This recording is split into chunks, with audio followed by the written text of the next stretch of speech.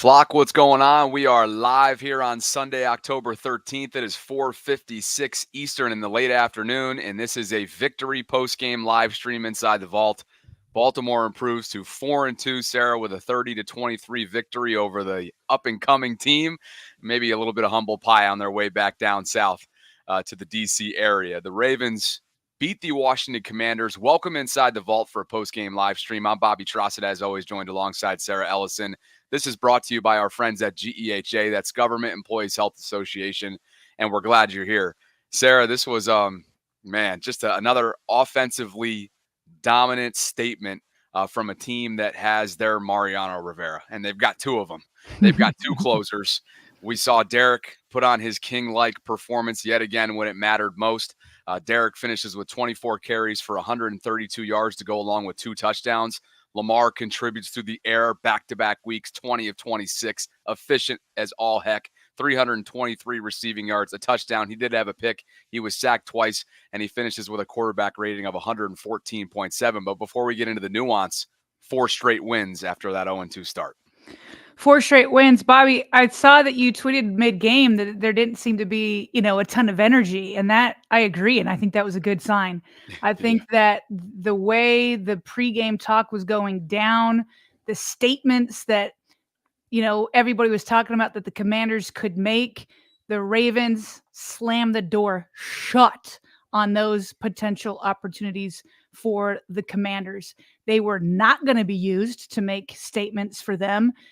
For the Commanders.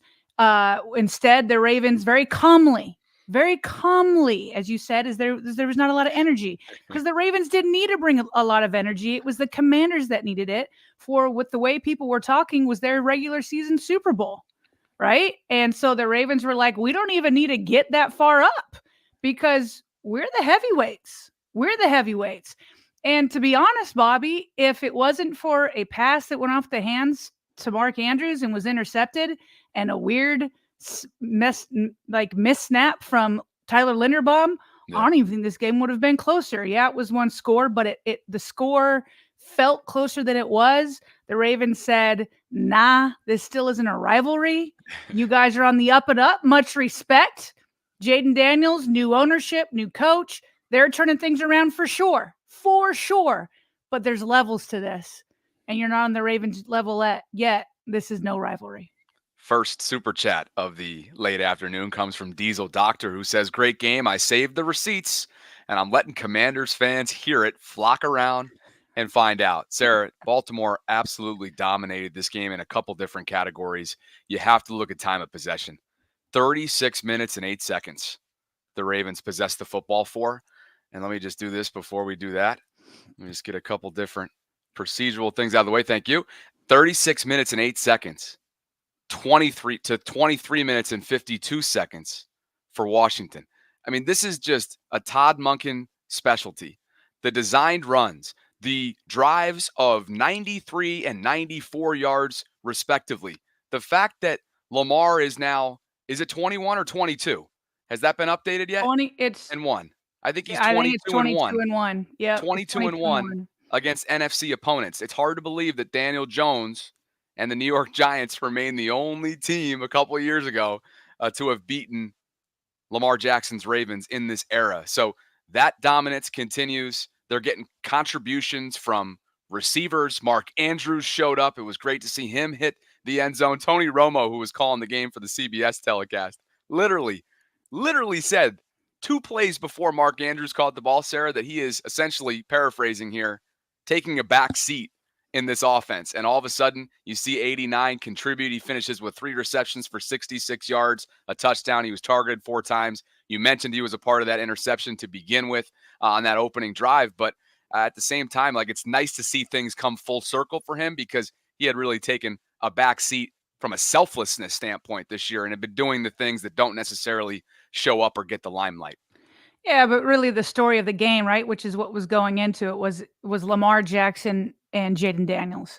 Bobby, Jaden Daniels continues to hold my respect. I think the first time I watched him in a full game was on prime time against the Bengals. He impressed me. I'd say in this game where he most impressed me and probably got the respect of the Ravens defense is on that fourth quarter drive where the Ravens really turned up the physicality, and Kyle Hamilton smacked Terry McLaurin on his reception. And then on, I believe, third down, two veterans, Kyle Van Noy and Roquan Smith, just sandwiched Jaden Daniels. And then on fourth down, this rookie came in and he threw a touchdown to Terry McLaurin again. So that was like, okay, much respect to you. At the same time, with as much respect as we're giving this young man, let's remember who's the rookie of the year and who's the reigning MVP. Lamar Jackson, outside of that interception again that went off of Mark Andrews' hands, was totally calm, totally in control, was loving man coverage. Oh, okay. Yo, play man. Okay. So he's back there saying, I wonder which one of these guys I want to throw to. And he said after the game, because I know whoever I don't throw it to, they're going to come back to me in the huddle and say, hey, I was open. He's like, yeah, no fake. A lot of y'all are open because you can't handle Zay Flowers one-on-one. You're not going to handle Rashad Bateman one-on-one. You're not going to handle Mark Andrews one-on-one. And we respect it because you were trying to take away the run. But Lamar finishes 20 of 26 for 323 yards, one touchdown, one interception. We talked about 114.7 quarterback rating, and he added 40 yards on the ground. He had that one really long one for 33 yards. Meanwhile, Daniels, very respectable game. If we can go back up. Yep. Daniels, 269 yards, 2 touchdowns, 0 interceptions, very mistake-free. Good game from him. 110 quarterback rating, and then 22 yards on the ground. Lamar Jackson was asked about Daniels after the game. He said, quote, I believe he deserves all the hype. He played a tremendous game out there. They just came up a little short, close quote. So much respect. The way we like to see Tom Brady give Lamar Jackson respect. It's nice to see Lamar Jackson give Jaden Daniels respect. But I'll say it, Jaden Daniels and all the comparisons and all the MVP talk was premature. It was cute, but let's put respect on Lamar Jackson's name. Oh, yeah. Jaden, that rookie statistic that a lot of people were talking about in terms of the dominance that John Harbaugh has had against these first-year quarterbacks over his tenure, honestly, like, it didn't even apply today. This dude was balling. And I thought Tony Romo did a good job of, like, breaking down his vision, the way in which he uses his eyes to his advantage. And there were a couple of cool looks where Kyle Hamilton, who looked like at times Zach Orr was using as a spy on Jaden, that matchup was fun, a little game within the game. Mm-hmm. And you referenced that hit on Terry McLaurin. Oh, my Lord. The unnecessary roughness flag was rightfully so picked up after a review. That was just two football players making a play. I mean, a perfectly technique shoulder-to-shoulder kind of hit from Kyle Hamilton, but somehow Terry finds a way to hold on to that football. I was super impressed with both of those guys in that play on a bang-bang type of physical contact play. But, yeah, I certainly learned a lot about Jaden Daniels, but to your point, and it's not even like it's humble pie, right? Like, there were people outside of these organizations talking, as there always is, every single week. And hopefully guys like Ryan Clark, guys who are acting a little bit prematurely with the new shiny thing, to use your reference from earlier in the week, can kind of just step back here a little bit and give him his time to mature and develop, because my, oh my, the ceiling for Jaden through the roof. But year 7 for Lamar, a reigning MVP, to your point, showed why with his, future co-football Hall of Famer and Derrick Henry. These guys are just, it's a true pick your poison kind of offense. And we've barely even talked about the contributions yet that they got in the wide receiver category. So Todd Monken, man, he continues to just spread this thing out. Lamar does the exact same, and the Ravens walk away victorious in week 6 because of it. It's levels to it. When Jaden Daniels was drafted, I watched a video of it just this week. When he was drafted, he was asked, which quarterback are you most excited to go up against? He said Lamar Jackson. Yeah. And he got his wish today. And Jaden Daniels may get there someday, but in week 6 of his rookie year, he's not quite there yet. I mean, Lamar, the way, and Romo pointed this out, Bobby, I hope that we're appreciating that we have Lamar Jackson in his prime right now. And it could, and this prime could last for who knows how many years. But right now we have a quarterback in Baltimore that is a 2-time MVP that has athleticism oozing out of his ears. Okay. But we have a man who is more accurate than he was his rookie year, partially because he never had an opportunity to. And now we have a man with Todd Monken, again, partially because he's had the opportunity to, who walks up to the line of scrimmage and completely diagnoses what the defense is doing. He knows where the pressure is coming from. He knows where the blitz is coming from. He knows who's got one-on-one pressure. He knows where to go to. He's got it completely down. So now we have Lamar still with athleticism oozing out of his ears. And now we have a wise Lamar. We've got a seasoned Lamar. We have a veteran Lamar who's been empowered. And I hope we soak this up. We look back sometimes on the Ray Lewis days, on the Ed Reed days, soak up prime Lamar Jackson for as long as we have him, because it's just so special to witness. Mark, thank you for the super chat, super sticker, $19.99. Diesel Doctor already dropping one in as well. Mark Tip says, Jesus, Brandon Stevens refuses to turn his head. We will talk about the defense in just a bit. And B. Steve as well, who has been maybe under fire within the fan base a little bit. I'm sure we'll have some thoughts on that in terms of the assignment that he drew today with Terry McLaurin. Sarah, Lamar against the blitz today, 10 of 11 for 162 yards. Like, it just doesn't matter what you do. The guy's unfazed. And then, you mentioned it earlier on, like, oh yeah, by the way, he chipped some in on the ground. And I was going to go to that statistic there, but you tell me where you want to go. No, just what you were talking about with the man. Yeah. It's this idea, and we'll go back to the stat. I'm sorry, Bobby. We'll get back to it right away. But just come to your point, like, we've got this man on man-on-man coverage, and they're doing it to sell out to stop the run, because between Lamar and Derrick Henry, it's been unstoppable. So when we've been saying this, Mark Andrews is going to have his day, Zay Flowers is going to have his day, Rashad Bateman's going to have his day. But the day isn't going to come until a team sells out to stop the run. And that day came in week 6 and actually a little bit last week too. So Lamar was asked, is this the best? Did you prove today that you're the best offense in the NFL? We all know Lamar. He's not going to make a statement like that. He's like, no, we proved we could win this game, but we didn't prove anything about the offense. So then they came back with another question that he did give into. They said, is this the most balanced offense you've ever had in Baltimore? And Bobby, he thought long and hard about it. He's like, yeah, somewhat. In a way, you could say that. He says in 2019, we were pretty balanced until guys went down at the end of the season. But yeah, you could say that. Okay. And then when Zay Flowers went to the podium, they were like, it's kind of same kind of question. Do you have the best offense? He's like, look, if we need to run, we can run. If we need a pass, we can pass. If we need to do a little bit of both like we did today, we can do both. And I think, sorry to cut you off in your train of thought, but kind of, I thought this is where you were headed, in that the Ravens really are at the point that, like, defenses are like, which way is going to be the best way to go? Like, what do we do? Do we sell out to stop Lamar and Derrick? Yeah. Because I don't know. I mean, you better have great corners that can handle Zay and Mark and Isaiah and Bateman all one-on-one. You better have that. And so that's where we've kind of gotten to in this point, that it's like, hey, defense, you do what you got to do, because we have an answer.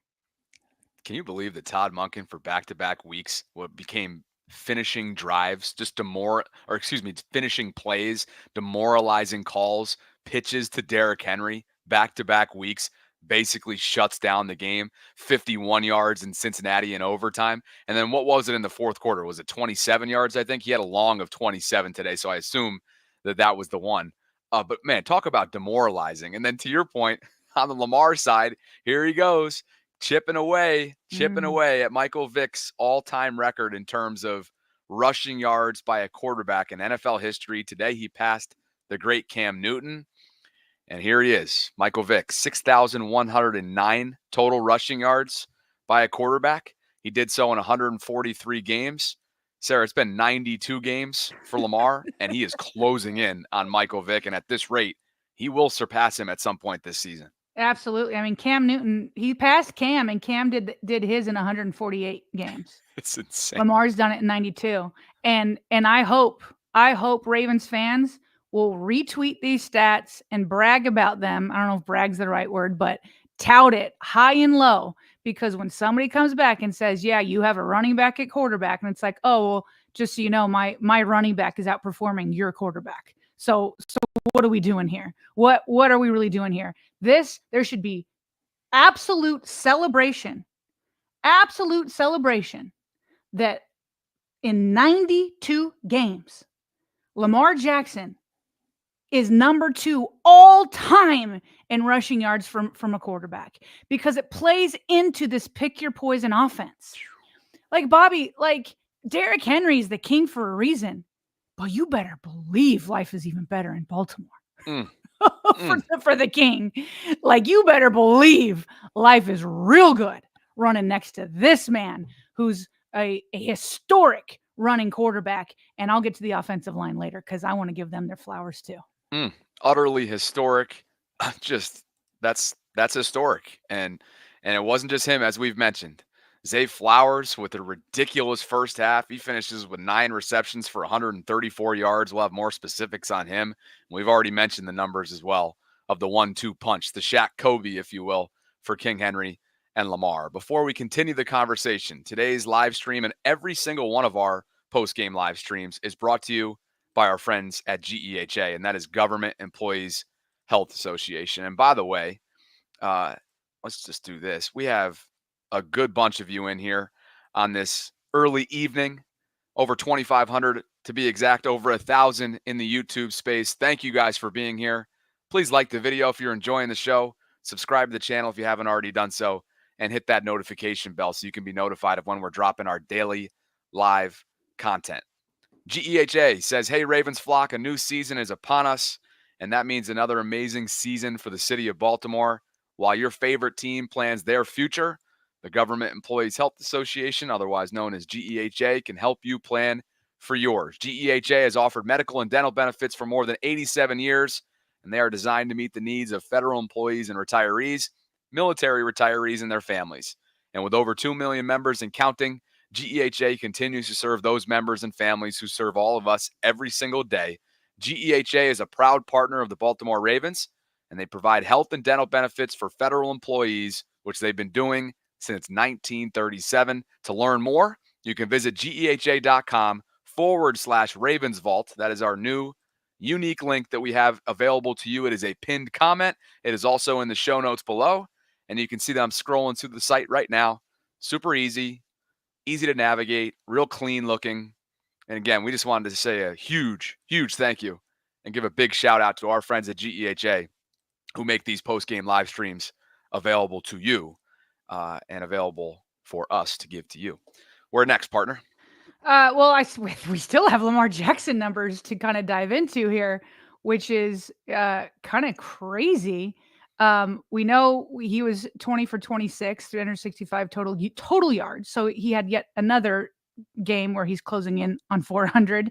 Derrick Henry had the 24 carries for 132 yards, 2 touchdowns, and then Zay Flowers, the high receiver, 9 receptions, 134 yards. And Lamar throwing past the sticks over the last 2 weeks, according to PFF, Bobby, 25 of 35. 439 passing yards, 4 touchdowns, 0 interceptions, 93.3 PFF grades. But he can't throw deep balls, Bobby. You ready for the man coverage stats on top of that? Yes, please do. Just because, I mean, you can't get enough of them. Man coverage, 11 for 14, 131 yards, 0.47 EPA per dropback, which measures efficiency. 1 sack taken. Those numbers compiled by Jonas Schaefer on X a short while ago. And he says one of his best high-volume days in his career. Yeah. You guys want more numbers? There's plenty of them to go around for the MVP candidate, perhaps the front runner through 6 weeks of football. You know what's kind of funny, Bobby?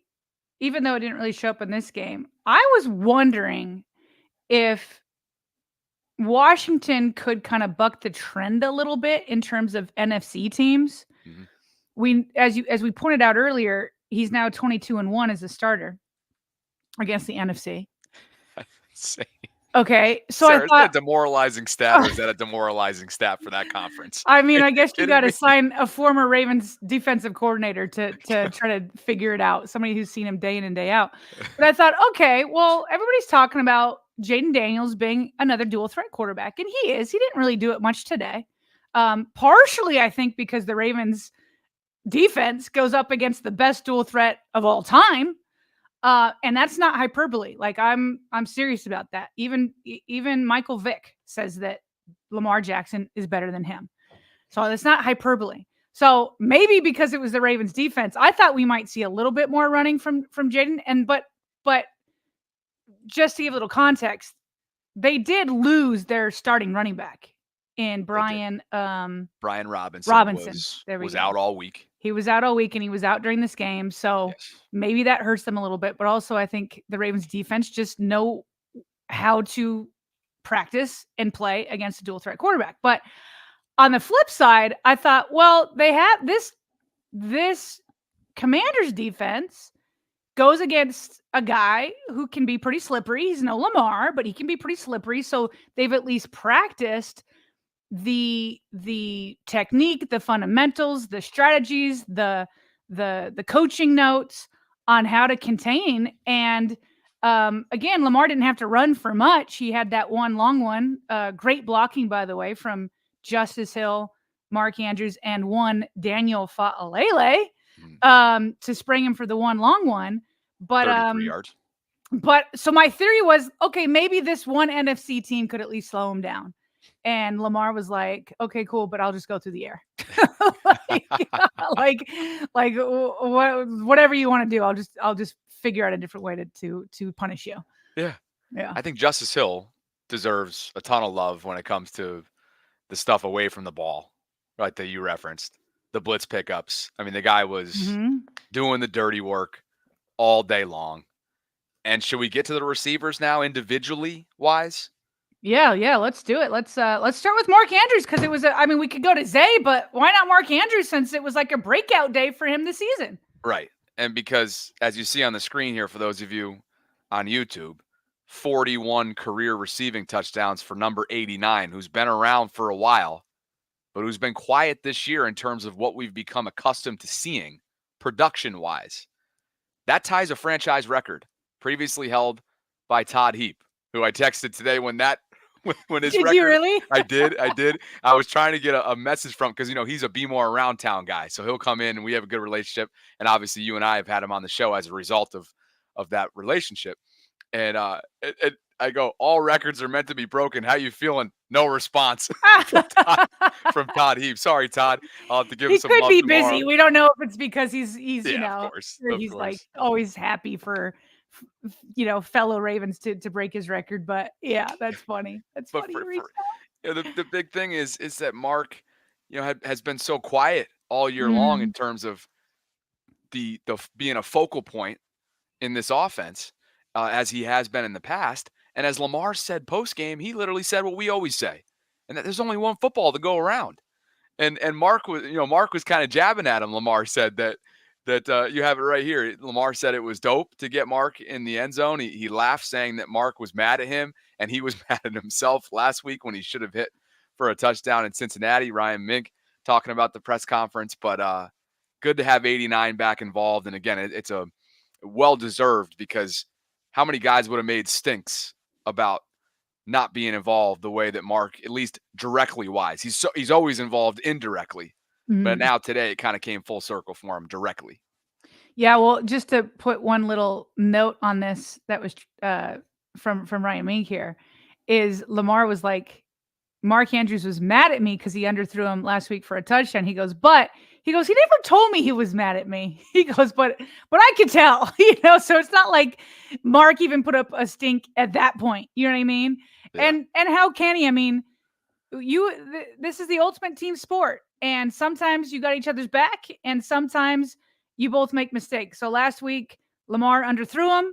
and he didn't get his touchdown a week early. Instead, Charlie Kohler got on the next play, I believe.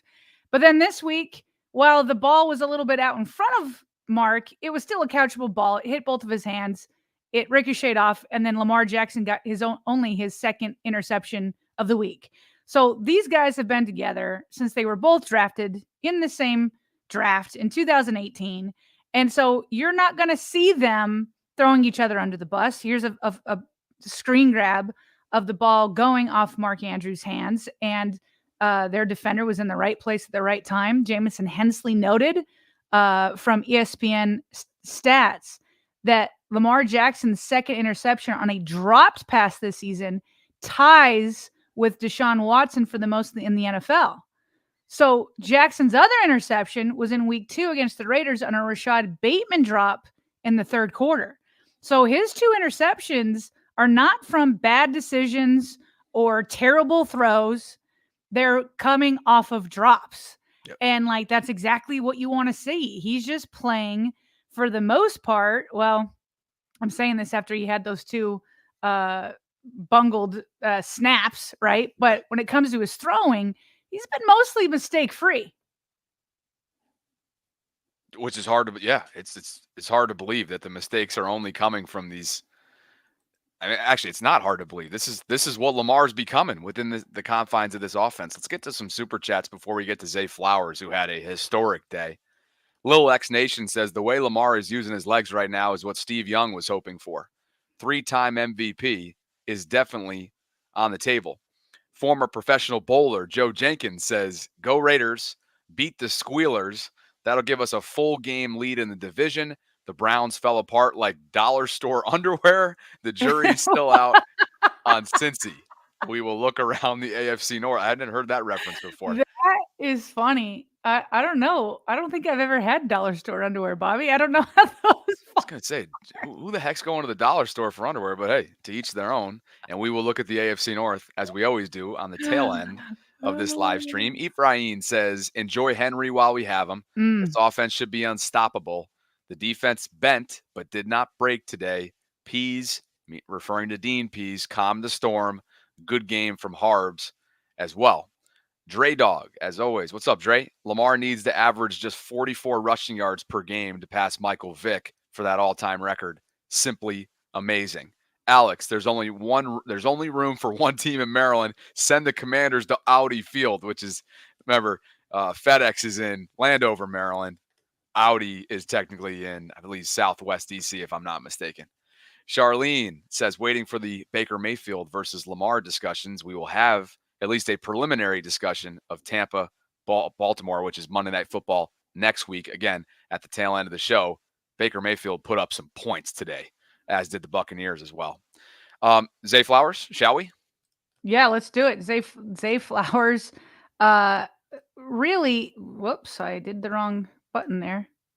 There we go. Sarah and I are working on some procedural stuff that we have to do to protect the integrity of our show. Yes. And so I hope you guys just give us a little bit of grace as we get this down. That's it. We're going to do it. All right. So Zay Flowers, 9 targets, 9 interceptions, 132 yards.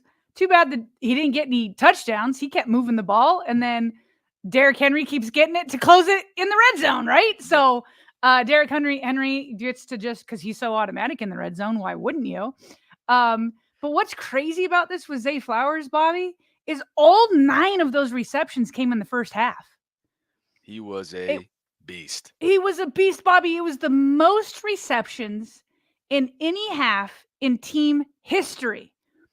And it was the 4th most. His 132 receiving yards was the 4th most in team history in the first half. So our guy Zay is creating franchise records up for himself. Yes. And here's what's funny, Bobby, is again, they were selling out to stop the run in the first half. And so I'm forgetting our guest name from Friday. Your friend. Grant Paulson. Grant, remember the quote he had when he came on Friday? He said he was petrified of the matchup between the corners and receivers like Zay Flowers. He said the Commanders defense isn't built for that, and the Commanders corners are not built to stop a jitterbug receiver like Zay Flowers. Like, okay, put Zay one-on-one against these guys. We saw what he did in training camp during the joint practices. Yeah. We know the ending to this story. So what did they do? And I remember John Harbaugh had a game time or a halftime press conference with CBS, and they were like, how happy are you that, you've got Zay going, but they're selling out to stop the run. He's like, we'll just make them stop selling out to stop the run by going through Zay and our other receivers. And that's exactly what they did. Like, Zay was the answer to that today to them selling out to stop Derrick Henry. Bubble screens, intermediate game, yak that you're always going to get. What's that? Jet sweep. Jet sweep. The yak that you're always going to get from him, the lateral quickness, the make you miss kind of speed, the burst, right? The all-out effort and passion that you're always going to get from Zay. The way in which he is going to shatter franchise records at the wide receiver position for years to come. And I know you're probably laughing out there, scoffing, because it's not like it's all that. It's not this massive record book in Baltimore at the wide receiver position. True. We all know that. All right, we all know that. Somebody's got to set a standard at the wide receiver position. Why not it be Zay? Somebody's got to rewrite the books, even though they're not that stacked of a book, right? So, but he's doing that, and it's great. It's just great to see Zay as involved as he is, and at times he and Lamar literally this offense is flowing through the two of them through the air. And it's just so fun to watch because there's such an element of speed there. And then next thing you know, once they start airing it out, okay, well, shoot, we got to respect that side of their offensive attack. And Derrick Henry starts barreling them down, opening up, right, finding lanes, finding different areas where he can start to pick you apart. And that's where it just starts to get scary. I mean, I mentioned that statistic earlier on. Drives of 93 and 94 yards that Todd Monken executed today. The architect has been in his bag. Finally, the opening drive. Hard to believe the opening drive statistic comes to an end. You're thinking, oh boy, what's going on here? An early strike here for a self-inflicted wound that goes in Washington's favor, right? The interception off Mark's hands. It's the first time this year that the opening drive hasn't ended in points for the Ravens. And then who cares? Second drive, they just put that behind them, short memory, and it was off to the races from there. Well, and that's where I kind of want to give a shout out to Rashad Bateman, because on one of those super long drives, Rashad was the one that Lamar went to when you're deep in your own territory and it's third down and they're going to pin their ears back and they just want to snatch your soul, right? And either get like a sack strip or an incompletion or whatever to make you maybe punt from deep in your own territory to set up your offense. And so what do you need on one of those plays? You need a timing play. Yep. And that is Rashad Bateman. On that drive where they started I felt like around their own 10, Rashad Bateman had back-to-back first downs to give them breathing room.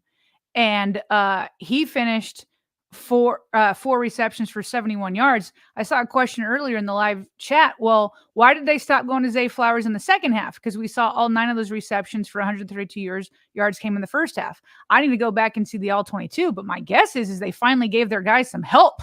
Like, okay, well, let's go stop Zay Flowers. And then that's when Mark Andrews starts to come alive and some of these other guys like Rashad Bateman. I also want to say this about Lamar. On the super deep pass to Mark Andrews for 38 yards. The broadcast highlighted this well, Bobby. They did a play action, and Derrick Henry went out in case Lamar needed a check down, and he probably could have picked up, 5 or 6 yards, if he broke a tackle, maybe more. Yep. And so the coverage, the defenders started to cheat down on Derrick because Lamar started staring Derrick Henry down on purpose. And this is why I'm telling you we got prime Lamar, because now he's doing these savvy veteran things.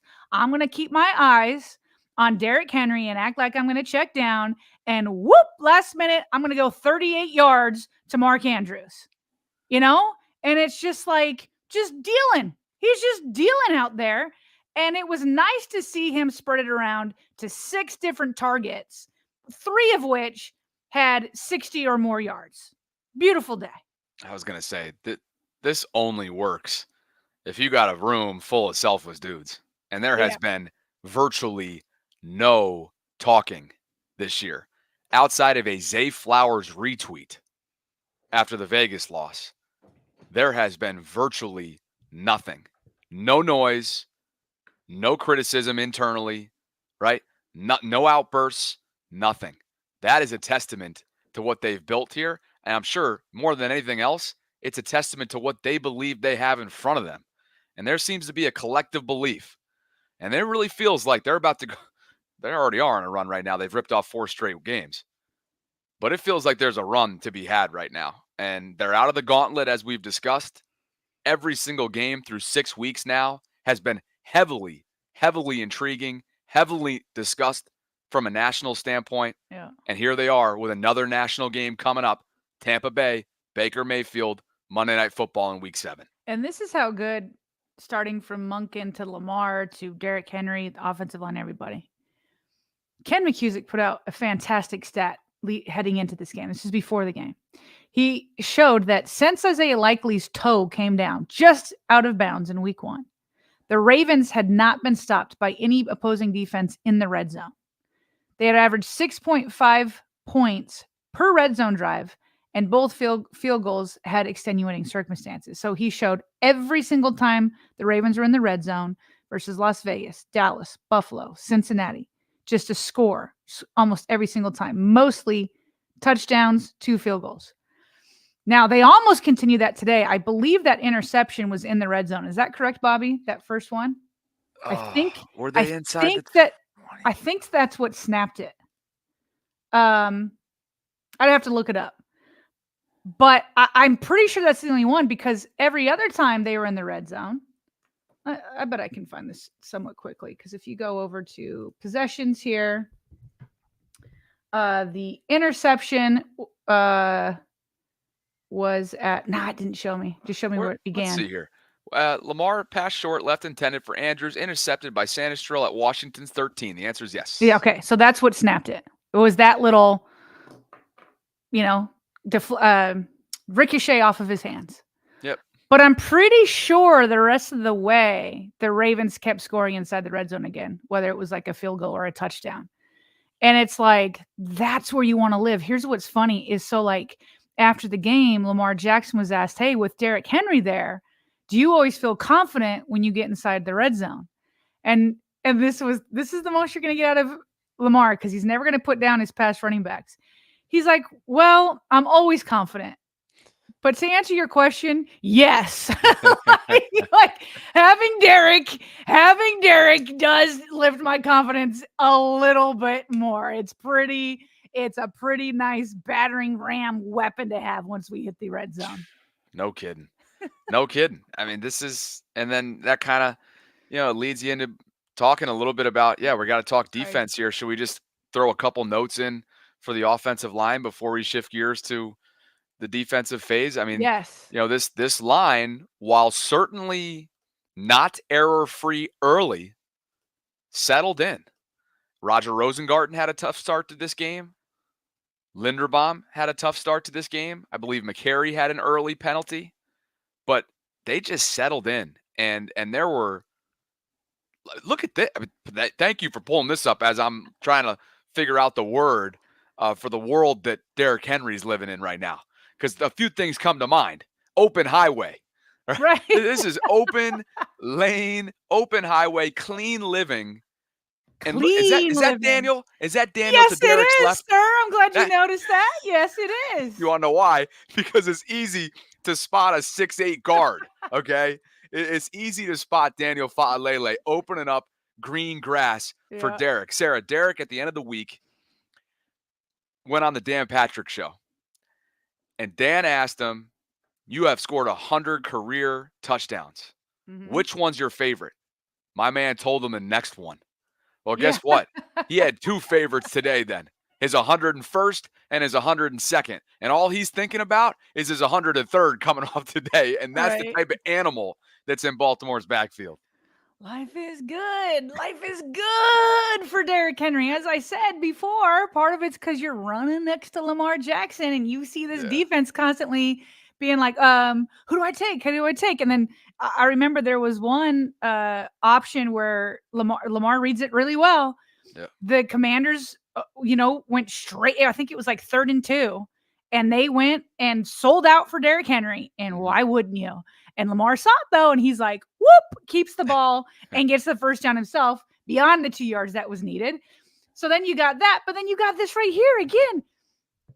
I mean, I don't know if anybody's been more hard on Fa'alele than me for sure, but today, I mean, listen, everybody's going to have a hard time with Max Crosby and Chris Jones, and we'll have to live with that. We're going to have to figure that out, especially Chris Jones. I for sure think that's going to come back around.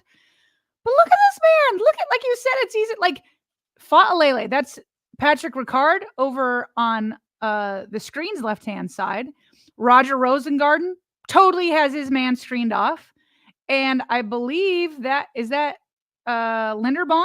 That's Tyler on the right-hand side of the screen. Ahead of Fa'alele. And here's what's funny, Bobby, is he's running full speed without being touched through that line. And you can't see this part because this is a screen grab, but there's a safety. Okay. If the safety had committed, he would have been blown up. But that safety made a business decision. He basically put his arm out and sort of touched Derrick as he went in. He would have been totally untouched if he didn't just put his arm out. But technically, it was almost an untouched touchdown. And it's like, you're Derrick Henry and you're still the king and you still got it for sure. But I don't think he saw a lot of these looks last year with the Titans. I didn't watch all the games, but I'm pretty sure he didn't get that many looks. And so to your point on that Dan Patrick interview, in addition to him saying, oh, my favorite touchdown's the next one, they try to get him to say he wanted to go to the Cowboys again. And they're like, and he's like, nah, it was Baltimore. And how could you not feel that way when you have touchdowns like that? I tell you, there was a good interview there with Dan Patrick, if you guys haven't already checked that one out. But they stuck with the same offensive line as they have in recent weeks, despite Andrew Voorhees being available for this one. At least we think he was. He was not inactive today for the first time again in 2 weeks. And so they went with Ronnie, left tackle. They went with McCary at left guard. Of course, Linderbaum at center, Fa'alele at right guard, and Roger Rosengarten at right tackle. So they like the cohesion, or at least the consistency that group has given them the last couple weeks. And now you go forward and let's see if they stick with it. Hopefully for Andrew's sake, he's not on the outside looking in, but if this continues to work, how could you not? It's how could you lean away from that? And while we're talking offensive line. Yeah. Ben Cleveland. Well, before you move on to that, because I know that's special teams. Big country. Right? Big country. Okay, that's special teams. So here's what's crazy about this. So Patrick McCary still getting the start, and I'm looking at the game book now. Voorhees was active. He was active. He was officially active. So they said, you know what, Patrick McCary, we're keeping it. So I think that says 2 things. One, they like Patrick. I think it says 3 things. One, they like Patrick McCary over Voorhees through now. Voorhees still has a lot of plenty of time to grow and, become even better. I think that also tells us, here's what's crazy. We didn't think that Daniel Fa'alele was one of the top 5 best offensive linemen. Well, now it's saying you're one of the top 4 best offensive linemen because now it's Voorhees that's down and not you. And then the final thing it says is, yes, we're confident in Rosengarten. He's our full-time starting right tackle now. And by the way, we feel pretty good about Josh Jones being our swing backup tackle. Sure. I think that one move with Patrick McCary tells us those 4 things. And by the way, I do want to give a shout out one more time to Fa'alele, because on that Lamar Jackson run, I've never seen Daniel Fa'alele pull the way he did. I was like, look at the big man move. Look at him move. And he pulled and nailed his block. I will say there was one block that Fa'alele totally whiffed on. So we gotta keep it real. The one Lamar, I can't remember if he faked to either Henry or Justice Hill, but Lamar was hit in the backfield.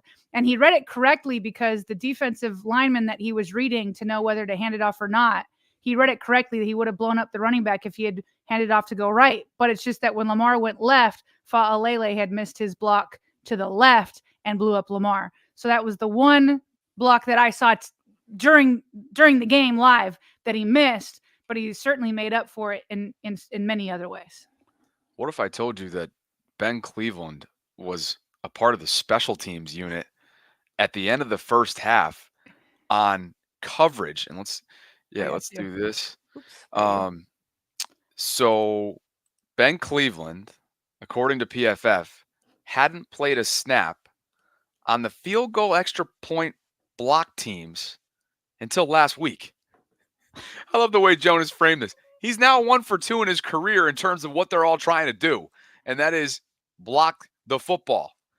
Get a hand on the football. And that's exactly what Ben did. You know, the Ravens team account saw it when he came off on the sideline, Sarah. And it's really hard to tell, obviously, who it is when guys get hands on footballs in these types of coverages. Yeah. No, it was pretty obvious when CBS caught Big 66 coming off the sideline, and he's pounding his chest, and he's fired up. And as I tweeted, that's the most emotion I've seen from this guy since he arrived in Baltimore. And good on you, Ben. You're getting involved. You're making an impact somehow. Maybe it's not what we would have expected from you, right? But good on you. Right. No, it made me really happy for him. I mean, he's been thrown under the bus by his coach, and, you know, John tried to make up for it later. He's not getting the starting job. He feels like, you know, according to the interview that we read to the Baltimore Sun, he feels like he's practicing well. He feels like he's doing everything that's asked and maybe more. And so, you know, maybe he just got beat out. Maybe he did. And based off of today, there's really no complaints that I have about the offensive line. But I'm happy he's getting an opportunity to like have an impact, right? An opportunity. And so it's hard to have an emotion, you know, if you don't have opportunities to make a big play. So it's kind of crazy that as scary as the offensive line has been, because just think about it, replacing 3 starters. Mm-hmm. Here we are in week 6, and it's kind of feeling like it's all settling in. And you still have Voorhees and Ben Cleveland behind the scenes who could step in at any moment. Right. So here we are 6 weeks into the season, and you're feeling, okay, I don't want to get too far ahead of myself, but I'm feeling kind of comfortable as they're settling in. I would agree. Couple super chat donations before we talk defense here inside the vault. D-Rod, Daniel Rodriguez says, great win today, hashtag pour the Henny. And our friend Joe Jenkins, a second one. Derrick Henry had 14 touchdowns in 2023. He already has 9 so far in 2024. Yeah, I get the sense that he's probably enjoying himself in Baltimore. We've got over 3,500 of you concurrently watching today. If you're on Twitter, consider popping over to YouTube. Great experience over on the YouTube space. Helps us out a lot on the back end. Please like the video if you're enjoying the show. Subscribe to the channel as always. Thank you to GEHA for sponsoring today's live stream. Sarah, just some big picture items if you want to go ahead and throw things up. 4 of 12, Washington was, in terms of third down efficiency. So certainly the Ravens defense deserves a hat tip there. Just 52 yards allowed on the ground. No Brian Robinson, which is notable, like we said earlier on, who's their starting running back. And a group that just, I thought one of our super chat donors earlier on in the show said it best, right? They bent, but they did not break today. Right. Well, let's remember, and we kind of predicted this on the pregame show. In fact, I think we both had very similar. I said 34-24. You said 35-24, I believe. Correct. So we were close. And listen, we have to eat it when we're way off. So we're going to point out when we're close. We'll do both. Yeah. or the what do they do? The Van Noy dance, where it's just jumping up and down like this. Matabike and Kyle, they do. Yeah. I don't know what they do, but just Van Noy started that one. But listen, rightfully so, the Ravens passing defense was hammered in the media all last week.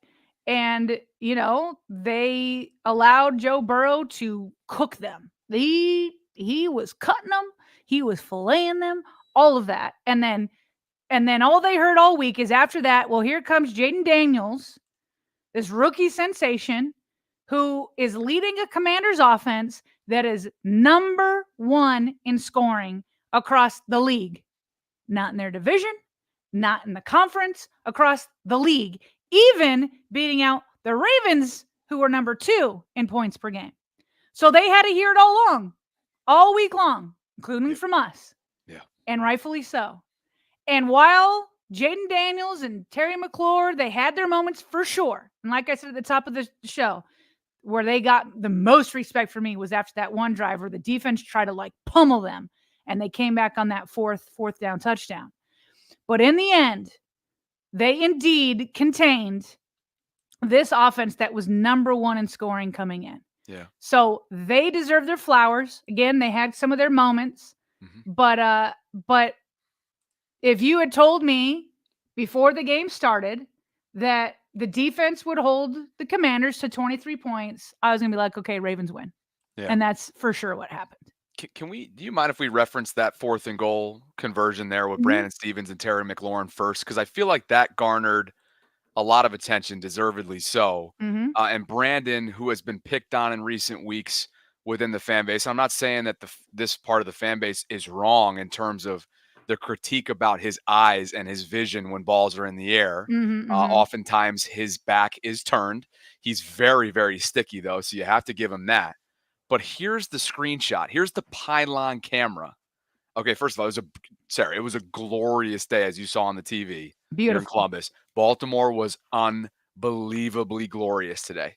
It was like 75, not a cloud in the sky. The fact that the Commanders were in town just meant that I felt like where I do my pregame show was jumping. Like the environment today in Baltimore was second to none in terms of all the years that I've been here covering this team, and I think you would have agreed had you been in attendance.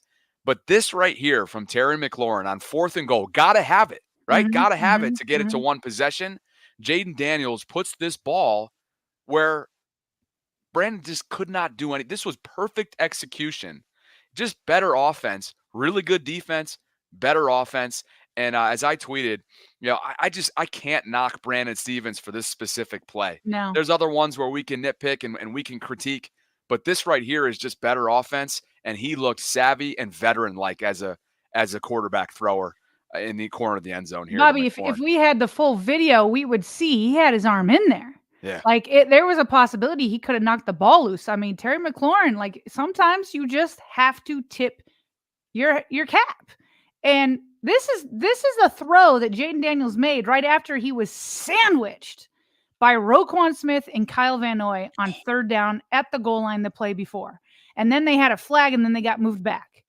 And so sometimes it's like, look, y'all did your thing. Y'all did your thing. And I don't blame Brandon Stephens for this one. There was an earlier play where Daniels was trying to convert on 3rd down to Terry McLaurin again. I'm trying to remember when it was, but Brandon Stephens was right there and broke it up and made them punt after that. Now, I do agree, though, that overall, if Brandon Stephens could turn his head back more often, he would be a more complete corner. And we're at the point, where obviously he's a converted running back or a converted safety, and it's just kind of unreal what he's done. And I really like him out there. But if he could turn his head more often, then it's like, now we're really cooking with Brandon Stephens. While we're on that topic of Terry, because again, Terry McLaurin's been in this organization for a very long time. He had 6 catches for 53 yards, 2 touchdowns. He has outlasted, one ownership group. He has played for, I think it's like double-digit amount of quarterbacks, or maybe a number that's close to that. Like, he's been through a lot in Washington. So from a human side, it's nice to see a guy that does and says all the right things start to enjoy the fruits of his labor and investment with the team. But on that first touchdown that he scored in the first half, he beat Brandon real tough, real badly off the jump. And what I tweeted in game was the first thing that I saw when you're watching these highlights, bang, bang, was, wow, Jaden really fooled Marcus Williams with an over the top and kind of looked him off for a half second and beat him badly. What I also needed to note there, and I did in the thread, was that Brandon got beat off the jump. So it was a multi a multi-miscue, I guess, I of was layers there. wondering, I need to look at the all 22. I hear what you're saying. Like, I don't know. Were they in zone? Do we know if they were in zone or man? I'd have to look back. I think it was zone. Because then it is a little bit. So again, I don't know. I didn't see how he was beat off the jump, so I don't want to speak out of turn here. But I just didn't know if Brandon Stevens was passing him off, if Marcus Williams was playing too far up. Like, I don't know. I need to look at the all 22 to really see what went down on that one personally. Yeah, no, Um, for sure. yeah, The highlight, I thought Romo did a good job of looking at where Marcus was, how he got fooled again with a look off of Jaden, which goes back to just Jaden's vision. He's just so wise beyond his years. He's savvy in the pocket, and it fooled Marcus. But again, what I know for sure is Brandon got beat badly off the jump, and that happened occasionally throughout this game. So again, some of it's the not live chatters saying they were in zone and Brandon Stevens was supposed to pass him off. So, that's some people in the live chat, but we'll confirm it throughout the week when we get in the all 22. Yeah. Yep. So that was a thought when you think about the defensive display today. I think Nate Wiggins, it's the Nate Wiggins experience, right? It's like this is a dude who plays with an incredible amount of fearlessness. He has great short memory, but as we saw on that DPI, he can get excited. He can get a little bit out in front of himself, and he is a very aggressive, grabby player. And I think from a Commander's perspective, Sarah, I'm sure that fan base is thinking about how many he got away with today. And then if you even go back to last week, right, he got away with one which was textbook on Jamar Chase, right? So he is an aggressive player. That's sort of his makeup. That's his DNA. You kind of love that, and sometimes you can live and die with that. And on that DPI call today, they died with it. Yeah, and that DPI, I think, led to one of the Commanders' touchdowns. So, and Nate Wiggins thought he had stopped it. He ran all the way into the end zone. He's like got his pose up to the fans. Then he's noticing, wait, the fans aren't screaming as much as I thought they would. Let me turn around. Then he sees the flag, and it was an appropriate flag. I mean, he had a fist full of jersey in his hand, and so he's getting there. It's refining. He's 6 weeks into his rookie season. But he's getting there. There was like somewhat of a scare. He seemed to go down for a minute, but he was fine and he returned. So he's going to get there. But overall, we're still working on this pass defense. As Jamison Hensley kind of noted, this was the 10th touchdown pass allowed by the Ravens in their first just 6 games. So that's 10. They gave up 18 touchdown passes all of last season. Yeah. Now, it's a high standard to compare it to because that was the second fewest in the entire NFL. But we're seeing how much, they're kind of dropping off. I actually thought I'm seeing some comments on Roquan. People can be nasty. They're calling him Slowquan. I didn't think so today. Today I was going to say, I thought he ran down Jaden, who's it's not like he's trying to run down Joe Flacco, right? Like he ran him down and stopped the first down. I thought Roquan seemed to have a good game to me today. Again, I'm open to like looking at the all 22 and whatever, but he looked fast to me today. The middle of the field at times is still open for business. It feels as if that's a little bit of a vulnerable area for them in the intermediate passing attack defense. Correct. And we played some film last week, Bobby, showing, and this is coming from many film analysts, not just Baltimore ones, but national ones. Like I saw it said in 3 or 4 different places that Zach Orr might be asking him to cover way too much of an area. So is it because he's slow? I mean, maybe, but he didn't look slow to me today. Is it just, is Zach Orr relying on him too much? I don't know, but you've got Dean Pease in there now to give a second opinion on that. Sure. Slowquan is that. You guys doing him dirty on that one. I mean, doing him dirty. Seriously, Jaden. How quickly we turn on. I mean, Roquan Smith. Listen, we're gonna call a spade a spade for sure. So when Roquan, we've shown highlights where he's messed up. It's been his fault, and he for sure was partly his fault on that screen to chase Jamar Chase last week. So we're gonna call a spade a spade. But before we start with like the nasty nicknames and all that kind of stuff. Let's just remember what Roquan has done for this defense.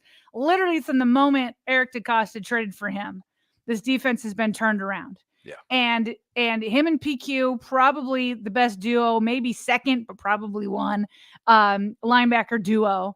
And now he's got a new DC, he's got a new linebacker running mate, and his new guy isn't always out there. There's guys running in next to him. So he's got a lot on his plate. Let's give him a minute and not throw away who he is and what he's done through 6 weeks. Like, Roquan of all people is going to get it figured out. Well said. That open field tackle that we referenced on Jaden Daniels was like literally played to perfection. He was anything but slow in that moment. Like, that took an incredible amount of discipline. Like, the angle that he took on that was chef's kiss, and he could have easily been beaten around the edge there, or if Jaden turned and went back inside. But he hung with him and made sure that he used the out of bounds too as his friend.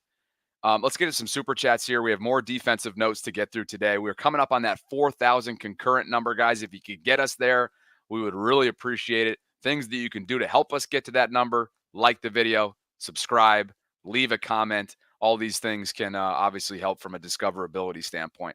Benton says that Kyle Hamilton takes play like a Raven seriously, and boy, ain't that the truth. Kyle finishes with 4 tackles, 3 of which were solo, and a quarterback hit.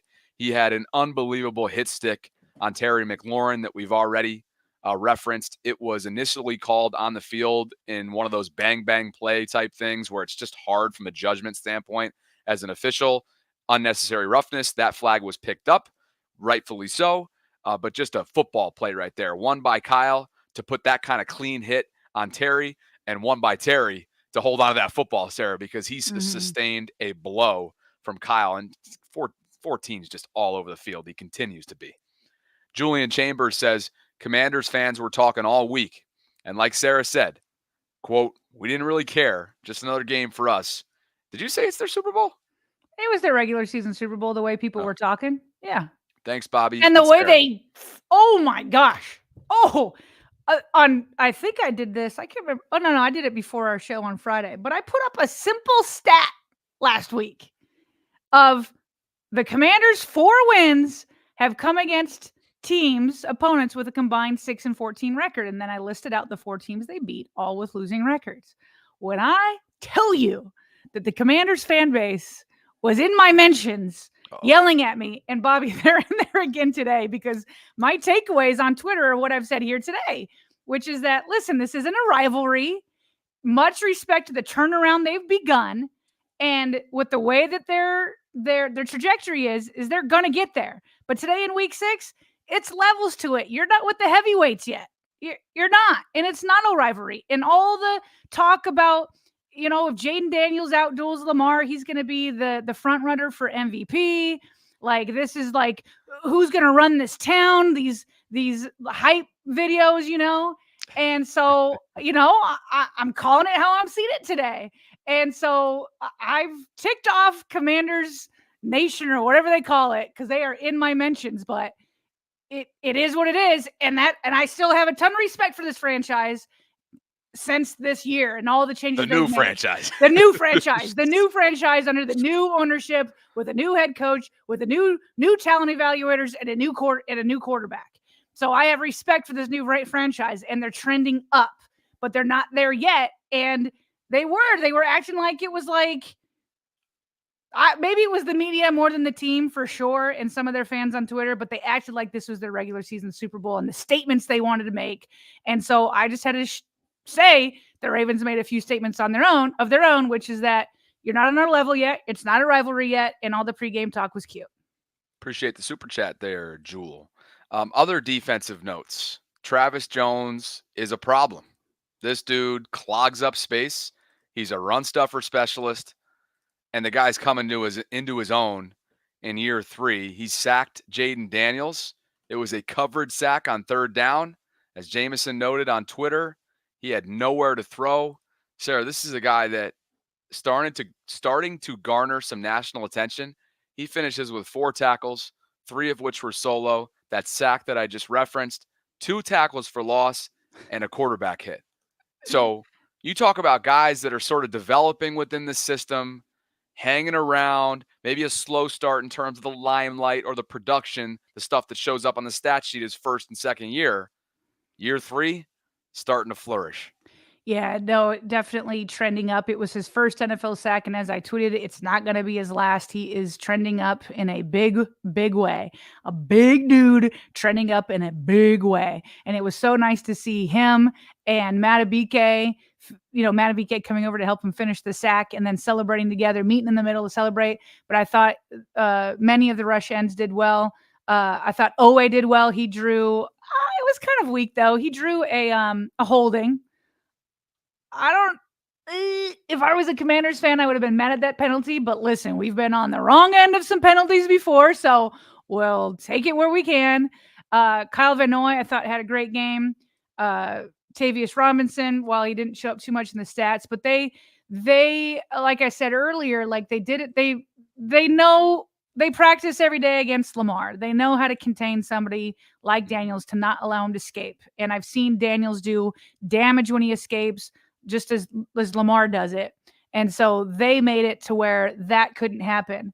And then, so just overall, let's take a look if anybody else here stands out on some defensive numbers. We got Marlon Humphrey leading the way with 8 tackles. By the way, he started on the inside in the slot, and it was Wiggins and Stevens on the outside. I really like that lineup, by the way. That's like where that. They gotta live. Yeah, that's where they got to live. Roquan second with 5 tackles. Who else here? Did anybody else have a set? Matabike had a half sack. Yannick Ngakoue had his first sack as a returning Baltimore Raven. And even prior to that sack, there was one time that he chased Daniels down and made him throw it prematurely. So Yannick, I have a feeling, because that was his second practice squad elevation, right? He had one last week. Yep, back-to-back weeks. And how many total are you allowed to have? 3? 3. So they might get one more out of him, but he's going to be on the 53-man roster soon enough. That's nice to have. That's nice to have a little bit of flash for sure. So looking at the offensive numbers for the Commanders, just to kind of show how much the defense contained them. Daniels only had 22 yards rushing. Eckler, who was filling in for Robinson, only had 21 yards rushing. McNichols 9. Terry McLaurin got a rushing attempt. He got 0 yards out of it. But correct me if I'm wrong, aren't they one of the teams that were like, I'm trying to remember what the stat was. There was something crazy about both Baltimore and the Commanders having a crazy rushing stat coming into this game. But they just didn't have a lot. I mean, where were we at? 43 plus 9, just over 50 yards? Yeah. Robinson being down basically that hurt him. Sucked all the life out of him. That hurt him. Yeah. And then in the receiving, Terry McLaurin for sure got his. He had his 6 receptions for 2 touchdowns. But outside of him, Zach Ertz, 468, Brown, 458. Eckler out of the backfield, 4 for 47. Like, it was just a day where, like, other than Terry McLaurin, like, nothing much else was going on for this offense. Right. And so that's kudos to the Ravens defense. For sure. And meanwhile, on the other side of the things, just to kind of finish up the thought on the offensive day, the Ravens averaged 7.4 yards per play. So, like, that's kind of a tough showing to have to live up to from a Jaden Daniels perspective, trying to keep up with that. And then again, you cash in on drives of 94 and 93 yards. That's just demoralizing, clock-eating, methodical drives with variety that it's just like, no wonder why they just set an NFL record, by the way, for most consecutive games with 150 yards and a touchdown, both through the air and on the ground, with 6 straight games. So this offense is humming. The defense obviously is a work in progress. I think that's a fair way of putting it. Dean Pease was brought in this week, as we know, to help out and hopefully take away from what's on Zach Orr's plate as a 32-year-old, very young, newly minted defensive play caller. And you just hope, as it happened in 2022, even though Lamar went down at the end of the year, you hope that the defense starts to round out into form as they continue to stack games, kind of like Kansas City, right? you're imperfectly winning games, and that's a clean place to live. Bobby, Shall I we just look at looked the it AF? up. Yeah. Well, just two more things before we look around the NFL. One, I looked it up. The Washington Commanders were number 2 in the NFL in rushing yards per game. They're at 178.4, Ravens at 205. So it's a big drop off, but number 2. So again, Brian Robinson hurt, but also the Ravens defense did what they were supposed to do. One other thing I wanted to look at two different times. So some hits on Lamar. So there was some controversy about whether or not Lamar had been tackled. But I wrote Flowers, but I meant what's the defender's name? It starts with an F. The hip drop? Yeah, the hip drop. What's the defender's name? I wrote down Flowers, but it's not Oh, Flowers. let me Their check. defender. Look it up. It starts Let with me an go F. find it. Might even be an FL. Once you say it, I'm going to be like, duh. Let me Anyway, so they originally called a now I'm Horse forgetting collar. all my words. Horse collar, thank you. A horse collar tackle. And you felt that way because Lamar just like flipped backwards suddenly. But upon review, it wasn't at all, but it was a hip drop tackle, according to Gene Steratore. He came on and said he thought it did meet the elements of a hip drop tackle. Who is it? LaFleur? I still haven't found him. Live chat. Okay. Dante Fowler Jr. Thanks, live chat. Thank you, Fowler. Appreciate you. Whew, couldn't get it. Fowler Jr. grabbed him in the hip area, then put all of his weight down. So even though he didn't have like his hands directly on his hips, it was still in the hip area with the jersey, and then put all of his weight. I mean, if that had ended in a Mark Andrews ankle injury, I would have been ticked. Yeah. Okay, so no big deal now that they picked it up and they didn't quite get it. Yeah. But I hope referees are looking at that, like if it's in the jersey area around the hip. Now, I do know they came back later and they briefly said something like a different angle that was seen by the league office and then relayed to the CBS team. Well, but then we never saw that angle. So we never saw it. But what did they say? That it wasn't a hip drop? Because whatever other ankle there is, what's going to overcome this right here that's up on the screen? Right. I mean, look at his weight is completely down. Like he's completely suspended his weight onto Lamar's jersey, which is right next to his hip. Textbook. It's textbook based on what they implemented this offseason. It's textbook hip drop. And then the way the Lamar, like suddenly he was like going forward, then all of a sudden he's pulled back that way. Yes. Like there's a reason for that. Then the second hit, which technically for sure was legal, but I liked the way Lamar's teammates had his back. At the end, and he did get hit hard. He hadn't technically gone out of bounds, so it was probably right not to throw a flag. But I just loved the way like all Ravens players in purple, it was a sea of purple being like, back up off our quarterback. We're not doing that. That's not the game we're gonna be playing here with Lamar Jackson.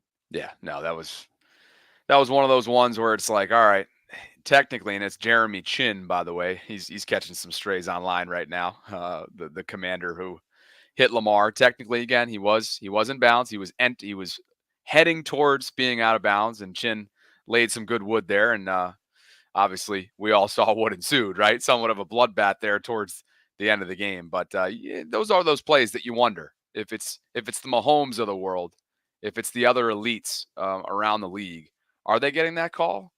Or is there this indirect sort of what do you call it? Like when it's an inadvertent bias, right? Because of what you see from Lamar all game long, from an officiating standpoint. Yeah. But I don't know. I know why people discuss that, but for me, I can't even get into that game. You know what I mean? I don't watch Patrick Mahomes week in and week out, and then I am not going to buy into that.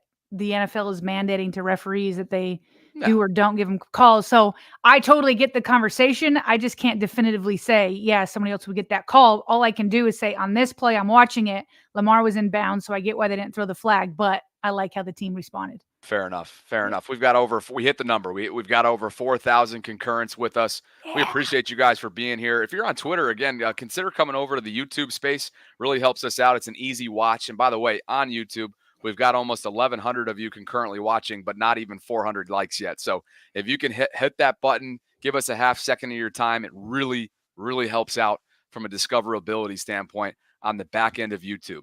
Let's take a look at what's going around the league before we finish up the show today, because there is quite a bit. And in Cleveland, Sarah, let's just say things aren't great. The Browns lost today to the Philadelphia Eagles in Philly. 20-16 was the final. Cleveland is now 1-5.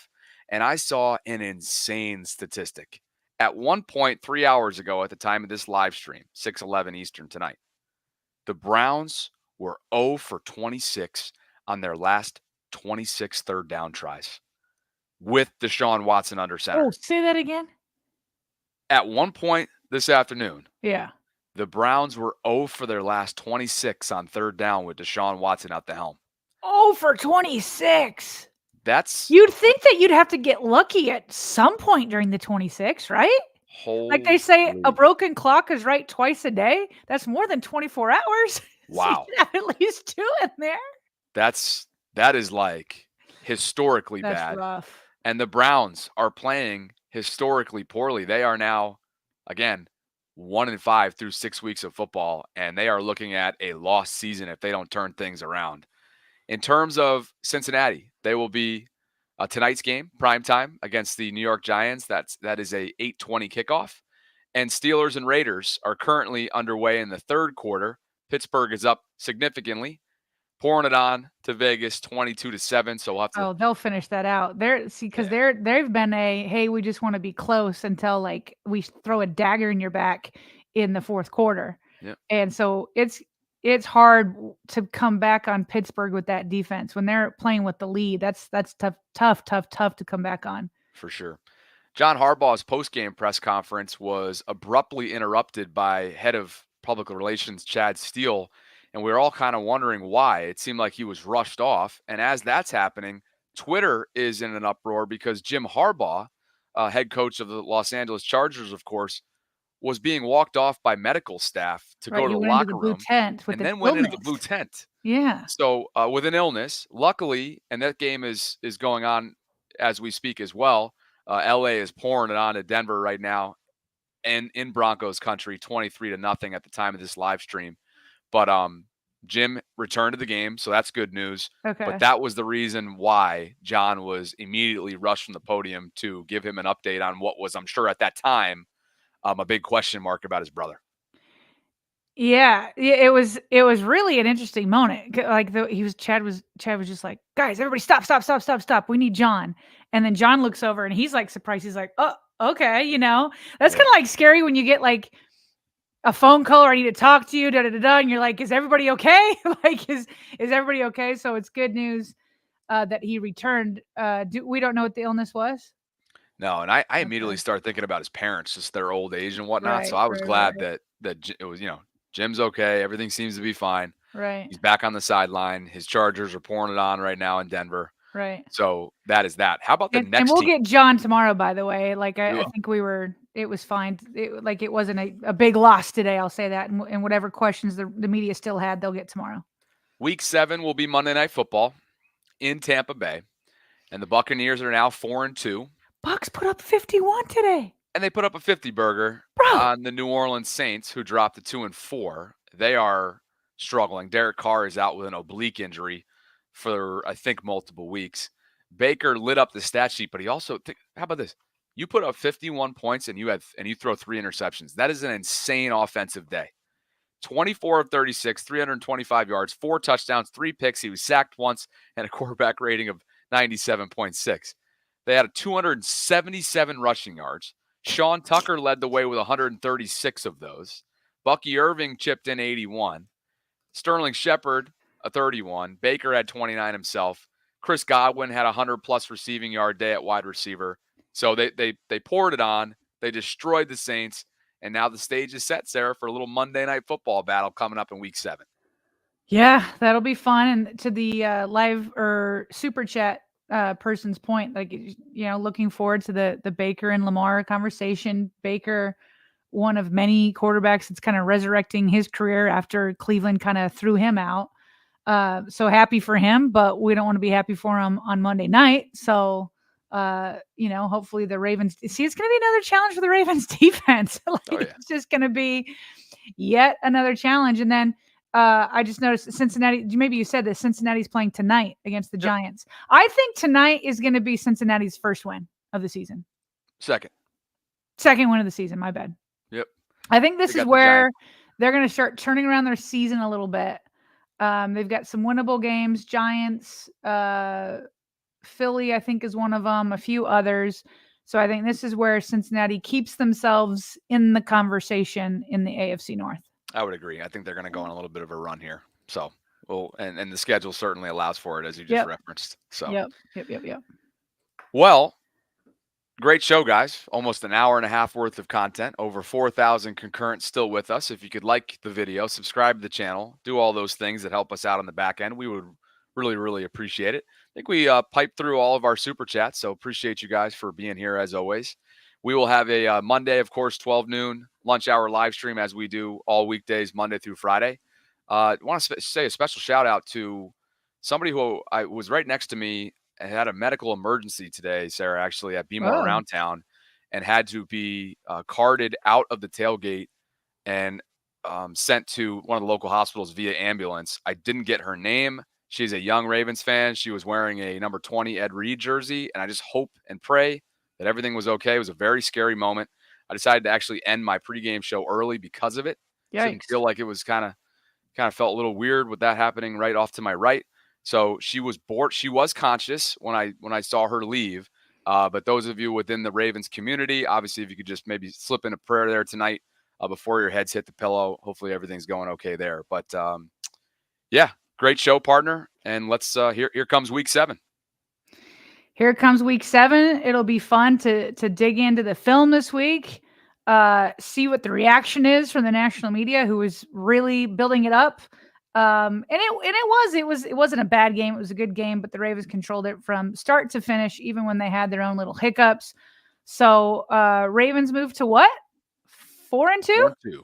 After an 0-2 start. So they are really finding their way on offense. And this just feels like it's going to be fun to continue to watch defenses and see what they try to figure out on how to stop it.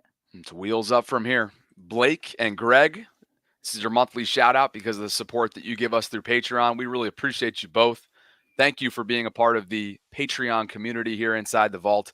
And if you guys are interested in doing the same, you can visit patreon.com/RavensVault podcast. Pat Ricard was giving Ben Cleveland love on Twitter. This is a great way to end it.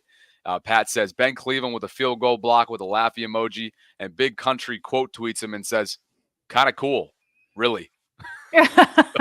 So there you have it, a little bit of humor to finish up the live stream, courtesy of Ben Cleveland's Southern dry humor, partner. So there we go. Appreciate you as always. Appreciate Government Employees Health Association, that's GEHA, for all the support and investment into our show, into our post-game show.